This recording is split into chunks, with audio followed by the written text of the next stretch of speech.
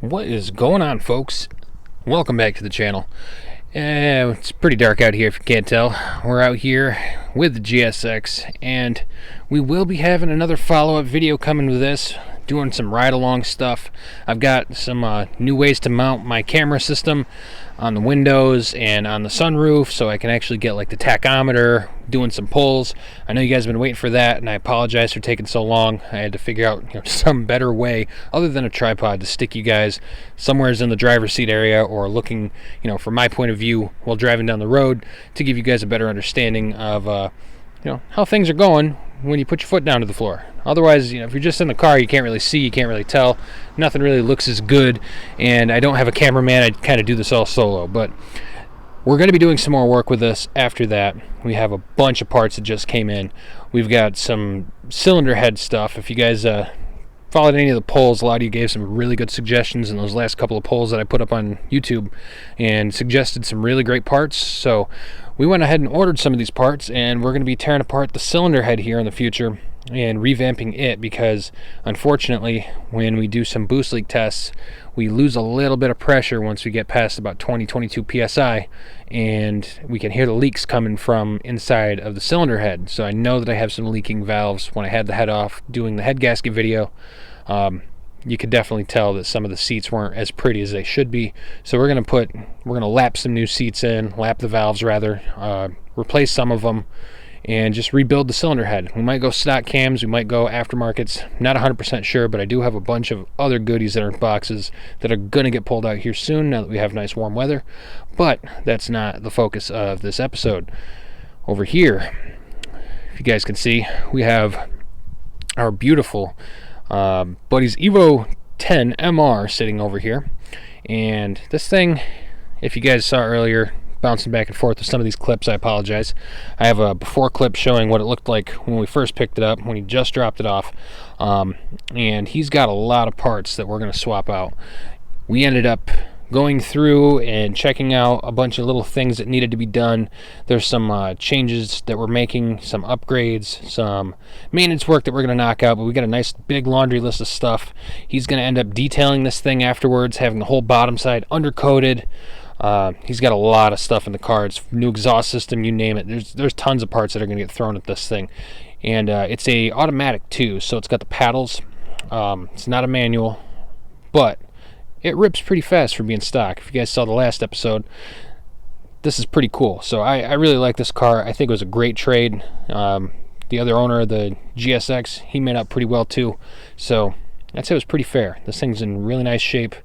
But first, if you guys take a look at this, you'll notice that we're missing our upper intercooler pipe that runs straight back to that little, that's the turbo back there. That's the hot line. Comes right to here, gets blown through, and then shot up to the throttle. We have a cold air system that we're going to hook up in here, so the intake is going to get messed around with. I already pulled out some of the stuff, the sensors, well, the MAF sensor rather. We're doing some upgrades today. We're going to be taking off this soft pipe. We're going to replace that with a new hard charge pipe. We're going to do an airbox mod. I'm excited to be working on this thing. It's getting a bunch of needed upgrades and maintenance done, and then it's going to get a full detail, engine bay, interior, exterior. It's getting a lot of work done to it, so we're starting today with the main stuff. Let's go check out these parts. All right, so we're in the trunk here, and as you can probably see, we've got a couple of the stock airbox pieces. We've got some new intake pipe. This is a wrinkle red upper intake pipe, upper intercooler pipe rather. We've got some couplers. We've got the new cold air box, new filters over in the corner, a bunch of clamps and hardware. I'm going to pull out all these parts, get them laid out, figure out what we're going to install first, and I'll see you guys back under the hood. Alright guys, so we have basically everything for the kit right here. It's kind of laid all over the place because there's not very much room to set stuff out sprawled out that my light will show. That is the upper intercooler pipe that runs from this fitting right here that comes out of the hood and goes back and connects at the turbo. We're going to leave that off right now. We're just going to leave it up there. This big piece is what replaces your factory airbox, and we keep this fitting, well, this piece right here that comes off that airbox, and there's also a foam gasket that's going to go around here before we connect it to that box. There's also a piece of molding that goes along the edge of it, so we're going to set this stuff off to the side.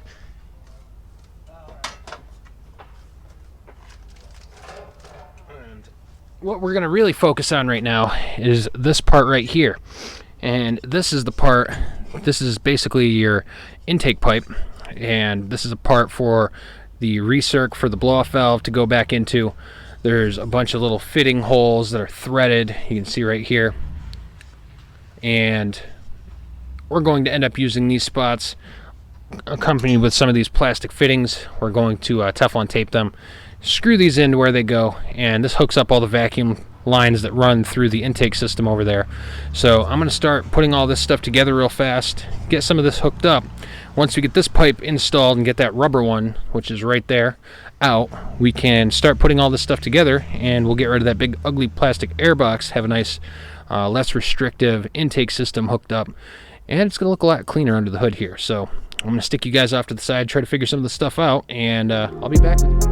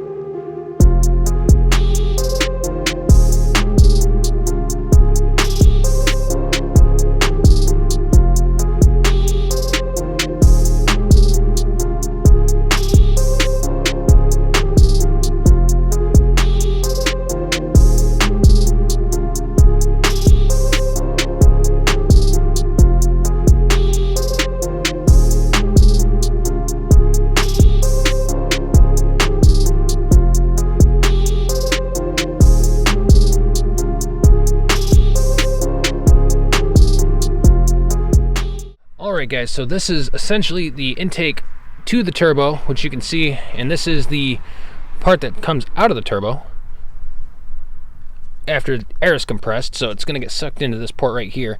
And we pulled out the stock line right here, which just hooks up to your air filter. This part goes onto the turbocharger. It's got a little bit of oil in it, as they all tend to, and you can see that there is the recirc for the blow-off valve. There is a line right here, which should be the PCV vent, and then there's also a little spot for a small vacuum line that I believe runs to the boost control solenoid, which is right there, right in the, here, show you. This guy right here, it's looking like something similar to what we have in the 2Gs. So when you look at this pipe, you can figure out pretty quick what you got to do with the next one. It comes with a couple of different nipple sizes. You get this medium sized one, a larger one, and a smaller one. So judging from the hole placement, we've got our recirc, our large hole, which is the vent line, and then a smaller one, which is to that little solenoid in the corner. So what we're going to do is we're going to connect the bottom of this blow-off valve to the larger hole. We're going to connect this line to the left port, which is larger, and then this line right here, we're going to pull this little plastic tube piece out and attach this to the smaller port on this red hose, well, this red intake pipe. So it's gonna be somewhat stock appearing. Also, this kit comes with all these hose clamps, so we're going to put a hose clamp and one of these, oh, dropped a coupler. One of these couplers right down on that silver tube down there, and we're going to attach our intake runner from that. So I'm going to get going and get this stuff knocked out.